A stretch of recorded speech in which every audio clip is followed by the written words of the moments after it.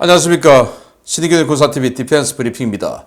지금 전 세계 선진국 각국이 6세대 전투기 만들고 있죠. 미국의 NGAD라든지 또 PCA로 부르기도 하고, 그리고 영국의 템페스트, 그리고 독일, 프랑스 주도의 FCAS, 뭐 이런 여러 6세대 전투기가 만들어지고 개발 단계에 있는데, 사실 FCAS는 지금 잘 안 되고 있는 것 같고, 독일과 프랑스가 또 사이가 안 좋고, 독일이 갑자기 F-35 구매로 돌아섰기 때문에 안 될 것 같은데, 템페스트 이건 좀 순항을 하고 있어요. 일본 그리고 이탈리아까지도 본격적으로 나섰는데, 이 템페스트의 일본과 이탈리아 그리고 스웨덴까지 가세한 상황 좀 알려드리겠고, 그리고 터키가 말이죠. 이게 뻥인지 사실이라면 이건 뭐 정말 외계인을 잡아와서 만들었다라고 할 수밖에 없는 그런 상황인데, 이번 우크라이나 전쟁에서 이 터키의 바이락타르사에서 만든 TV2 무인기가 엄청난 히트를 치고 있는데, 또 다른 무인기를 가지고 이 흑해에 있는 기뢰를 다 제거하는 무지막지한 이 레이더 해상력을 보이고 있는, 근데 뻥인지 한번 보겠습니다. 터키 사실이라면 정말 대단합니다. 프랑스와 독일, 스페인이 추진하고 있는 차세대 전투기 FCAS는 죽을 쓰고 있는데, 영국 주도의 템페스트는 그야말로 날개가 돋친 형국으로 사업에 가속도가 붙고 있습니다. 일본과 이탈리아가 차세대 전투기 개발에 협력하기로 합의했다는 소식입니다. 지난 4월 12일 일본 도쿄를 방문한 로렌조 게리니 이탈리아 국방장관이 기시 노부오 일본 방위상과 가진 양국 국방장관 회담에서 상호 군사협력 강화와 차세대 엔진 개발 협력에 합의했다고 미국의 소리 일본어판이 4월 14일 보도했습니다. VOA 재팬에 따르면 기시 방위상은 이탈리아 국방장관이 일본이 개발 중인 FX에 특별한 관심을 표했으며, 해당 프로젝트에 이탈리아가 참여하는 방안에 대한 논의를 나눴다고 밝혔는데요. 일본은 이미 영국과 차세대 전투기 엔진과 항공 전자장비 공동 개발을 진행해왔고, 이탈리아 역시 템페스트 사업에 참가 중이어서 양국의 이번 합의는 일본과 이탈리아가 템페스트 프로젝트에 본격적으로 참가한다는 것을 의미하는 것입니다. 영국이 오는 2025년까지 20억 파운드를 투자해 상세 설계를 완성하겠다고 밝힌 템페스트 프로그램에는 이미 이탈리아와 스웨덴이 템페스트 사업 협력 MOU를 체결하고, 사브와 레오나르도가 프로그램 구성요소 일부 개발을 진행 중인데요. 일본 역시 템페스트 구성요소인 엔진과 항전 장비 개발에 미쯔비시 중공업과 이시카와지마, 하리마 중공업이 참가 중이어서 이들 국가들은 사실상 템페스트 공동개발국으로 이름을 올리게 되었습니다. 6세대 풀스텔스 전투기인 템페스트는 강력한 네트워크, 협동 교전 능력은 기본이고, 현존 최고 수준의 센서와 전자전 기술이 적용될 예정인데요. 이를 위해 롤스로이스와 미쯔비시가 중심이 되어 엄청난 추력과 전력 생산을 구현할 수 있는 차세대 고성능 엔진 시제품을 제작 중입니다. 영국은 템페스트 프로그램이 순항하고 있다며 전투기 그 자체는 물론 이와 연동되는 무인기와 장거리 미사일 분야에서도 일본과의 협력을 확대하겠다고 밝히고 있는데요. 2030년대 초반부터 양산될 이 신형 전투기에 대응하기 위해 우리나라도 KF-21 진화 프로그램과 F-35 블락4 이후 모델 추가 도입을 서둘러야 한다는 지적도 나오고 있습니다. 자, 여기 템페스트의 기수 부분이에요. 영국 공급 마크를 딱 달고 있는 기수 부분인데, 그 뒷부분을 이제 이렇게 뭔가로 가려놓고 여기다가 지금 4개의 국기를 걸어놨어요. 일본 국기, 그리고 영국, 또 이탈리아, 스웨덴 국기, 4개의 국기를 걸어놓고, 자, 이 템페스트는 요만큼 지금 요만큼만 보여줄 수 있는데, 실제로는 지금 이 4나라가 같이 하는 거야 라고 하는 상징적인 사진이 되는 겁니다. 자, 지금 아까 제가 말씀드렸듯이 템페스트, 그리고 독일, 프랑스의 또 스페인까지 가세를 했던 이 FCAS, 그리고 미국의 NGAD, 이런 6세대 전투기가 개발되고 있는데, 5세대 전투기보다 훨씬 더 강력한 스텔스 기술, 그리고 5세대 전투기는 전투기 자체의 능력, 이게 여기에 이제 주안점이 가 있는데, 6세대 전투기는 하나의 이제 시스템이죠. 그래서 전투기가 어떤 이 템페스트라고 하는 이 시스템의 하나의 이 상위 컴포넌트로서 하위 컴포넌트를 지휘하고 뭐 이렇게 하는, 그래서 무인기하고 연동해서 작전하고, 또 수송기하고 연동해서 작전하고, 또 4.5세대 5세대 전투기하고 연동해서 작전하고, 뭐 이런 그런 총지휘기입니다. 그러다 보니까 전력 소요가 엄청나게 많죠. 그래서 기존에 있는 이 엔진 가지고는 이 엄청난 전력 소요를 감당할 수 없다. 그래서 지금 롤스로이스와 일본 미쓰비시가 같이 이제 협업해서 전력 생산이 아주 많이 되면서 추력은 추력대로 좋고 연비는 연비대로 좋고 뭐 그런 엔진을 공동 개발하기로 했고, 그래서 이제 일본도 템페스트에 발을 얹었다라고 이야기하는 것이고, 그리고 이제 항전 장비, 여기 뭐 전자장비라든지 많은 것들이 들어가는 것인데 같이 개발하고, 그런데 공식적으로는 일본은 템페스트에 같이 한다 소리를 안 해요. 왜? 자기들이 FX3라는 이름으로 따로 지금 진행하고 있기 때문에. 그런데 지금 이탈리아하고도 따로 지금 이렇게 협약을 맺었기 때문에 사실상은 템페스트 공동 개발국이 아니냐.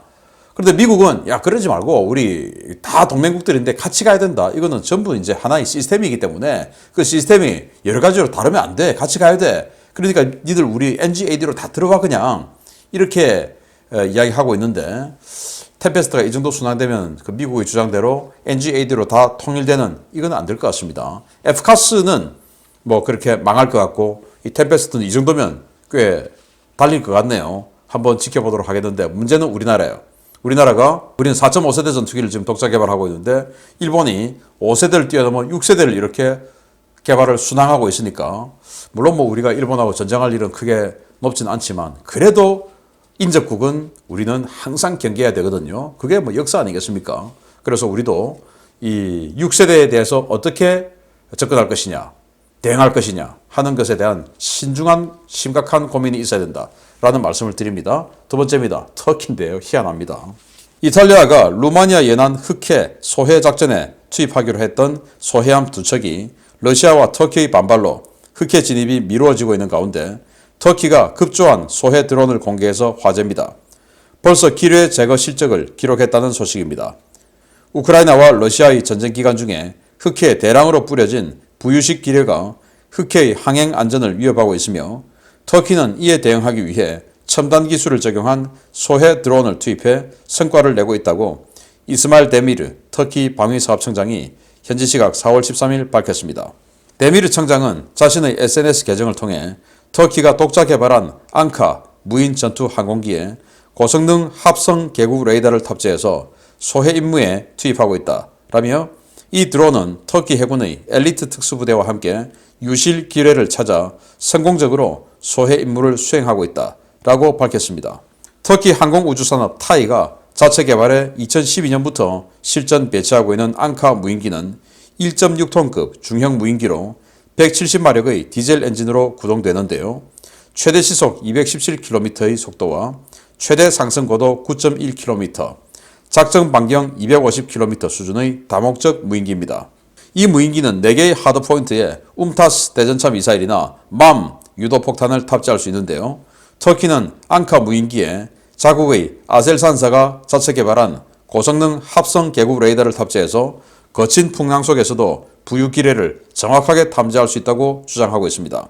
앙카 드론은 상용 부품이 대거 적용되었지만 세대의 드론과 세대의 통제 스테이션으로 구성된 세트 가격이 미화 8천만 달러에 달해서 싼 가격으로 널리 이름을 떨쳤던 바이락타르 TB2 드론보다 지나치게 비싸다는 지적이 제기되어 왔는데요. 터키 방사청장이 직접 홍보한 이 앙카 드론, 과연 바이락타르의 아성을 뛰어넘을 수 있을지 지켜봐야 되겠습니다. 자, 이거는 지금 최신 드론은 아니고 2012년도에 개발했던 앙카라는 중형 드론입니다. 저기 이제 보시다시피 뭐 탐지 장비가 기수 부분에 붙어 있는데, 지금 이 오데사 상륙을 막기 위해서 우크라이나가 기뢰를 대규모로 부설했지 않겠습니까? 뭐 근데 우크라이나는 우리만 한 거 아니고 러시아도 했다라고 하는데, 공격하는 측에서 기뢰를 뿌리는 그런 일은 안 하겠죠. 그래서 아마 지금 흑해를 떠다니고 있는 기뢰의 대부분은 우크라이나가 부설했던 기뢰일 텐데, 이제 이것 때문에 민간 선박이 항해 위험이 있죠. 그래서 그걸 이제 제거해야 된다 해가지고 이 나토 국가, 지중해 연안의 나토 국가 중에서 소해 전력이 제일 많은 나라가 당시 이 아드리아해를 마주보고 있었던 바다의 최전방이었던 이탈리아 해군이 소해 전력이 뛰어나니까 그 이탈리아 소해함들이 들어와서 기뢰 제거 좀 하자 이렇게 하는데, 터키가 넣어주질 않아요. 보스포러스 해협을 열어주질 않아요. 왜? 이 전쟁 시작할 때 군함은 절대로 통과할 수 없어. 라고 선언했으니까 인도주의적인 목적이든 뭐든 간에 어쨌든 이탈리아 그 소해함이 군함이니까 못 넣어줘. 원칙을 지켜야 돼. 이렇게 되니까 그 위험한데도 불구하고 기뢰가 지금 둥둥 떠다니고 있는데 그 소해하러 들어가겠다고 하는 걸 지금 안 넣어주고 있다는 겁니다. 그거 어떡하냐? 그래서 터키가 우리가 할게 하면서 이 드론에다가 그 합성 개구 레이더, 사우 레이더를 붙여가지고 그거로 이제 눈으로 보고 그리고는 이제 찾아내면 우리의 UDT 같은 이런 특수부대에 가서 제거하고 뭐 이렇게 한다는 거예요. 놀랍게도 믿거나 말거나 벌써 3개나 찾아내서 제거를 했다는 건데 자 이게 이제 그 사우 레이더라는 겁니다. 이렇게 생겼어요. 지금 달아놨다는 건데 그래서 이게 뭐 대단히 크냐? 크지 않아요. 여기 카탈로그인데 여기 보시면 22kg짜리 장비 여기 딱 갖다 붙여가지고 이걸 지금 이 풍랑 치는데 파도가 이렇게 수미터로 넘실거리는데 얼마나 파도가 셌으면 모스크바 침몰하는데 구조작전이 제대로 안 될 정도로 파도가 센데 그 클러스터 이 파도 클러스터 속에서 정확하게 기뢰를 확인하고 UDT 같은 이 특수작전 팀에게 알려주고 제거할 수 있도록 해준다. 22kg짜리 가지고 있을 수 없죠. 그래서 터키가 좀 지나친 뻥을 친 것은 아닌가라는 그런 생각을 하고 그리고 바이락타르 TB2 그 무인기가 이번 전쟁에 굉장히 활약하고 있지만 그거 싸기 때문에 인정받았던 거예요. 근데 이거 지금 세대 세트에 8천만 달러? 그럼 1,000억 원 아닙니까? 그런데 뭐 250km밖에 못 간다? 그럼 말이 안 되죠.